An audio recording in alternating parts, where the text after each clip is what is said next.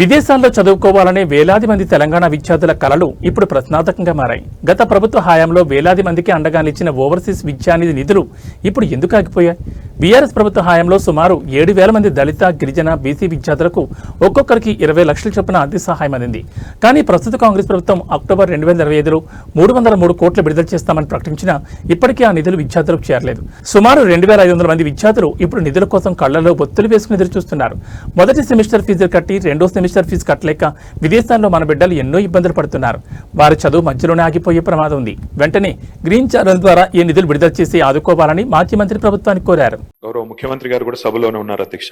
అందుకే వారి దృష్టికి తీసుకొని రావాలన్న ఉద్దేశంతోనే ప్రత్యేకంగా తమని టైం అడిగాను అధ్యక్ష. పెద్దలు కేసీఆర్ గారి నాయకత్వంలో ఆనాడు 9.5 ఏళ్ల కాలంలో 7,000 మంది విద్యార్థులకి వివిధ రూపాల్లో విదేశీ విద్య కోసం అవకాశం ప్రభుత్వం కల్పించింది అధ్యక్ష. అందులో మహాత్మా జ్యోతిబా ఫూలే స్కీమ్ కింద, అట్లాగే డాక్టర్ అంబేద్కర్ ఓవర్సీస్ స్కాలర్షిప్ కింద, మౌలానా అబుల్ కలాం ఆజాద్ వారి పేరు మీద, అట్లాగే వివేకానంద గారి పేరు మీద, స్వామి వివేకానంద గారి పేరు మీద, బ్రాహ్మణుల్లో ఉండే పేదలకు కూడా అవకాశం 7,000 మంది విద్యార్థులకి 20 లక్షల రూపాయల చొప్పున అవకాశం కల్పించింది అధ్యక్ష. మాకున్న సమాచారం మేరకు, సబ్జెక్టు కరెక్షన్ అధ్యక్ష, ముఖ్యమంత్రి గారి దగ్గర సమగ్ర సమాచారం ఉంటది.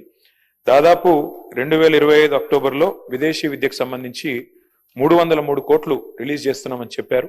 కానీ ఇంతవరకు డబ్బులు రిలీజ్ కాలేదు అధ్యక్ష.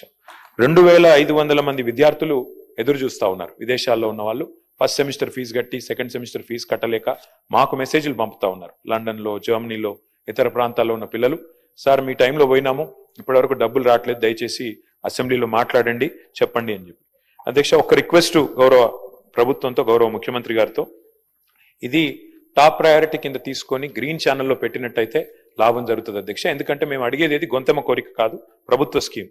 మీరు చెప్పిన మాట అధ్యక్ష, మౌలానా అబుల్ కలాం తాలీమే తోఫా అన్నారు అధ్యక్ష. ఇంతవరకు అది అమలు కాలేదు.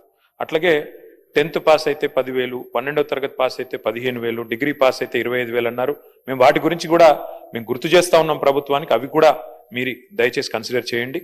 కానీ వాళ్ళ ఈ పిల్లల పరిస్థితి ఎట్లా అయిందంటే అధ్యక్ష, అన్నవస్త్రం కోసం పోతే ఉన్న వస్త్రం పోయినట్టు ఇవి క్యాన్సిల్ అయినాయి అధ్యక్ష. దయచేసి డబ్బులు వెంటనే రిలీజ్ చేసి గ్రీన్ ఛానల్లో పెట్టి ఈ పిల్లలందరినీ కూడా దయచేసి ఆదుకోండి, వారి విద్య ఆగకుండా చూడండి అని చెప్పి ప్రభుత్వానికి తమ ద్వారా